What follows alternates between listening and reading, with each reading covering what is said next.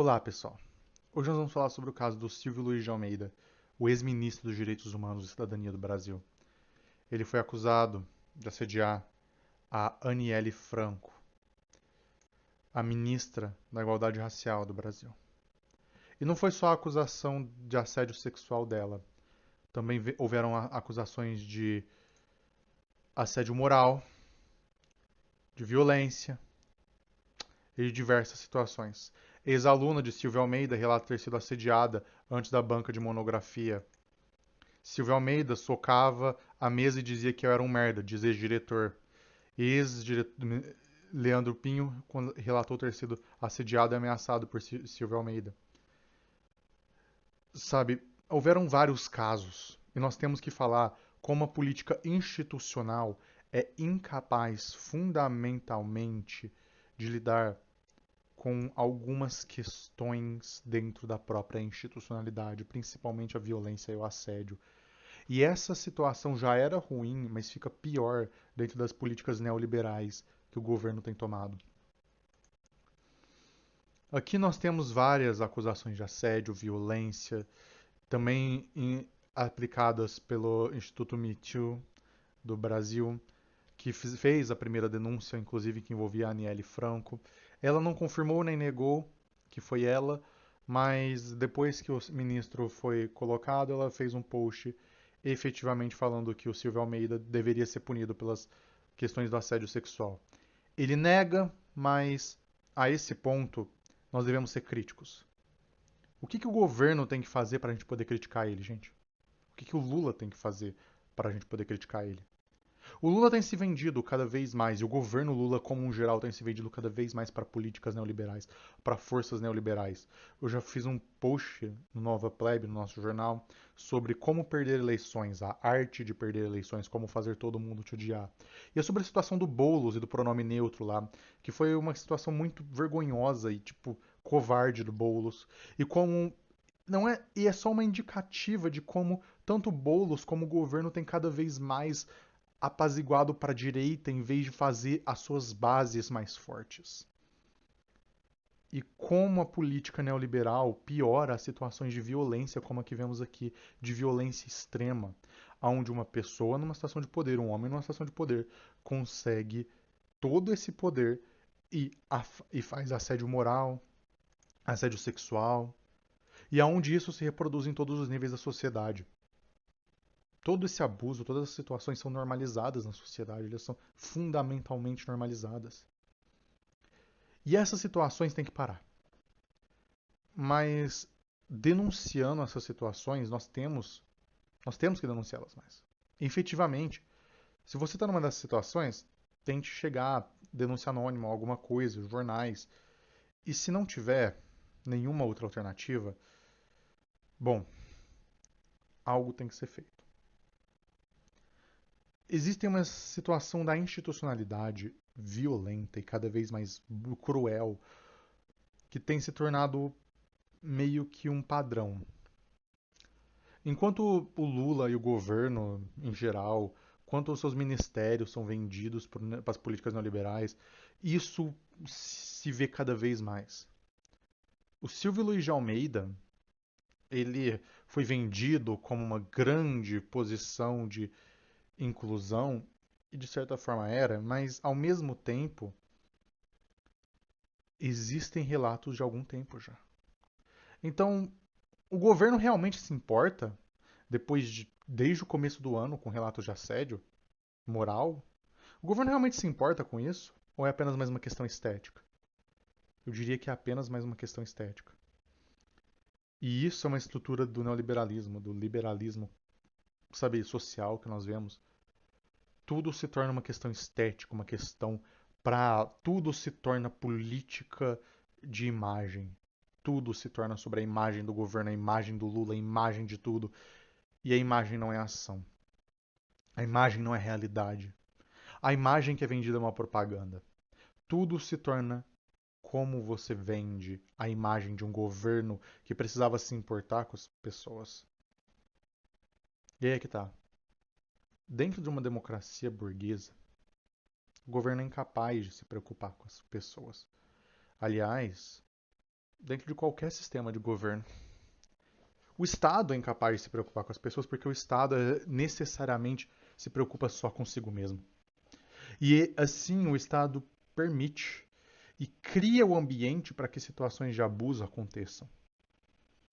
Assim como os poderes das estruturas sociais, como o patriarcado, cis-heteronormatividade, como tudo isso vai gerando cada vez mais as situações de violência e é violento. O Estado é violento, a sociedade é violenta.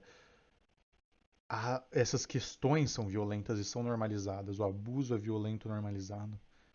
A violência normalizada se torna cada vez mais presente, se torna cada vez mais visceral. E aí nós vemos cada vez mais pessoas dentro do governo e pessoas de fora do governo falando, tipo, querendo que o governo seja infalível, querendo defender o governo, porque pelo menos não é o Bolsonaro, porque pelo menos não é isso, porque pelo menos não é aquilo. E você vê muitos paralelos com a questão do Boulos em São Paulo, com questões do PT em outras capitais, com a questão do PSOL. Eles estão mais preocupados e mais se importando em gerar uma contradição do que gerar uma ação. Estão mais preocupados em fazer uma imagem do que realmente aplicar a inclusão. Uma imagem de inclusão para eles, essa política da estética, a política do espetáculo é mais importante para eles do que a ação real, do que qualquer coisa real. E isso é importante. A política do espetáculo é violenta. A política é violenta. E nós vemos nesse caso. Ninguém deveria sair impune disso. Ninguém deveria ficar tanto tempo impune por isso.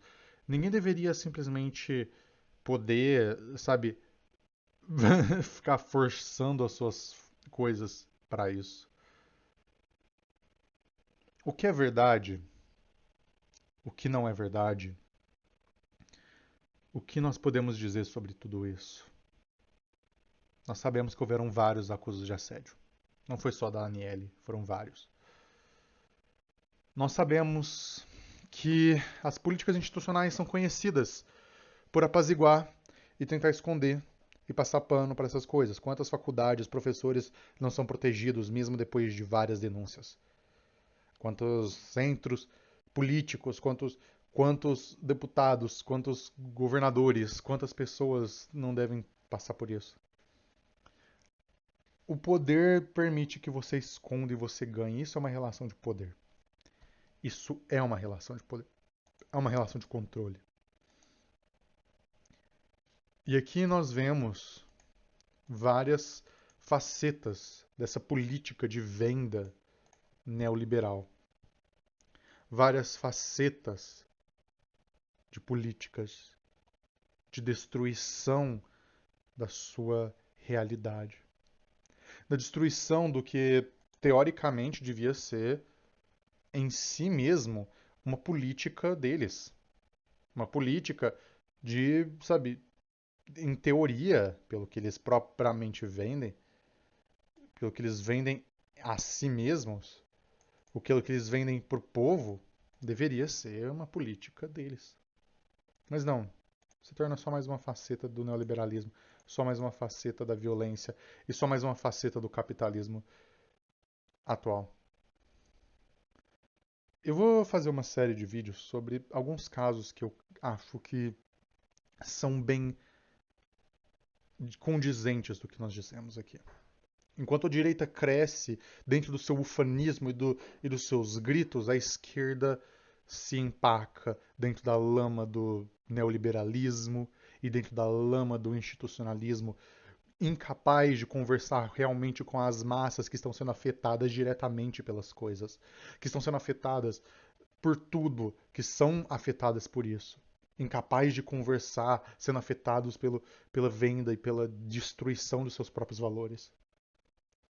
E enquanto isso a direita cresce muito. Eu poderia falar da direita, mas a direita ela vai crescer em cima do ufanismo, dos gritos e da histriônica da direita, de gritar em cima, de querer, de fazer, de dar aparência e estética de ação. E a direita, só com a estética da ação, tem ganho muito mais do que a esquerda com a estética da aparência moral. As pessoas querem ação, as pessoas anseiam por ação, elas desejam a ação, elas querem que algo seja feito. E a direita dá a estética de ação, da estética do movimento, enquanto ela regride e enquanto ela mantém-se parada. A esquerda nem a estética da ação consegue fazer. Aliás, a coisa mais próxima da estética da ação que, que a esquerda fez foi o acenar para uma suposta questão de sabe, reforma agrária depois das queimadas. E ainda assim. Enquanto isso, o Silvio Almeida estava no poder por meses. Por meses ele estava no poder.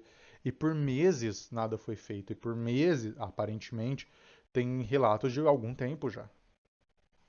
E então, nós vemos essa situação. Nós vemos que a ação da esquerda institucional, e eu falo da esquerda institucional porque eu vou separar da esquerda radical depois, mas a esquerda institucional incapaz de agir, e incapaz de fundamentalmente eleger suas próprias funções e suas próprias declarações, e dando palco e dando reações para a direita. É claro que a direita vai usar. Enquanto isso, eles têm a pachorra de olhar para pessoas trans e pessoas negras e movimentos indígenas e movimentos negros e quilombolas e movimentos LGBT e chamar a gente de sabotadores e querer, sabe? Eles têm a pachorra, enquanto eles mesmos dão a munição para a direita, eles mesmos caem nas armadilhas da direita e eles mesmos se comportam de forma violenta, autoritária e cruel. O Silvio Luiz de Almeida, eu acredito nas vítimas, nesse caso. Que não foi só uma, foram várias. E se ele perdeu o cargo, que bom. Que bom que ele perdeu o cargo. Pelo menos ele não está mais no poder. E mais um ponto de crítica ao governo Lula. Tá? Mais um ponto de crítica à venda neoliberal. E mais um ponto de crítica a esses elementos. O que sobra para nós, gente? Ação. E se você está numa situação dessa, pessoal, você tem minha empatia, minhas condolências. E se você precisar de alguma coisa, a gente pode tentar fazer alguma coisa, mas se você não tiver nada que possa fazer, eu espero que você consiga sair, genuinamente que você consiga sair. Que você consiga encontrar uma forma de sair disso. E que as pessoas que estão sendo responsáveis por isso sejam punidas de alguma forma. Que elas sejam responsabilizadas, pelo menos, pelo que elas estão fazendo. Se você está numa situação de abuso, de assédio, de qualquer uma coisa, se você puder denunciar, se você tiver segurança de denunciar, denuncie. Se você puder falar sobre isso, fale. Se você não puder, eu espero que você saia o mais rápido possível e que as pessoas sejam responsabilizadas. Eu espero genuinamente que você possa fazer algo. Eu espero que algo possa ser feito. Talvez não dentro da institucionalidade, mas dentro do jornalismo, dentro de outras formas de luta, jornalismo, protestos e outras coisas. Eu espero genuinamente. E, gente, esse foi um vídeo mais pesado, mas eu espero que nós possamos continuar lutando e evitando as situações, evitando os problemas e talvez mudar algo que vai além da institucionalidade, políticas que vão além da burocracia. Nós precisamos de políticas radicais em um tempo onde a radicalidade é ânsia do povo e a ânsia total. E eu vejo também que, tipo, é só mais um caso entre muitos. É um caso. E nós não devemos pensar nele só com mais um. Muitas pessoas falam sobre isso e nós não devemos pensar assim, nós devemos pensar que dessa vez ele foi responsabilizado. E que nós podemos fazer com que as pessoas sejam responsabilizadas. Nós podemos fazer com que mais pessoas sejam pelos atos delas. Enfim. Até a próxima, pessoal. No próximo vídeo, vamos falar um pouco sobre a política, as políticas radicais e como nós podemos mudar essa institucionalidade de forma direta, disruptiva e inteira. Não é mais sobre só a institucionalidade, é sobre tudo o que está acontecendo, é sobre o mundo em geral e é sobre também olhar para a gente e tentar entender que o mundo ainda está na gente e nós não somos seres alheios a esse mundo. Mesmo nós, sendo poderosos de esquerda com vários livros publicados, nós ainda poderíamos cair na, na nós ainda podemos cair no meio aonde as nossas realidades se cruzam com a violência do mundo e aonde nós a perpetuamos e aonde nós reproduzimos as estruturas que nós vivemos. Eu vou falar sobre isso dentro da política radical na próxima, usando um outro caso de um outro grupo, que também envolve relações um tanto quanto problemáticas. Mas, sinceramente, poder para as vítimas. Até a próxima, pessoal.